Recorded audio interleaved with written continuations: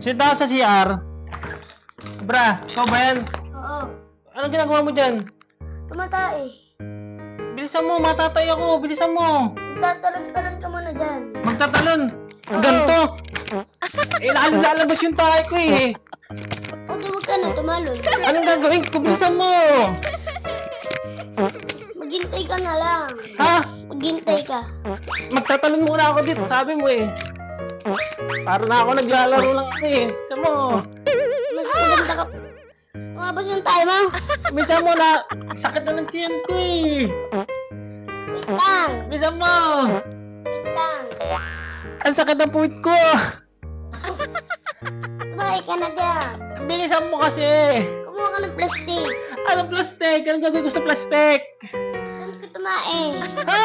Doon ka tumae sa plastic. Ay, naku, Diyos mio. Bilisan mo naman diyan.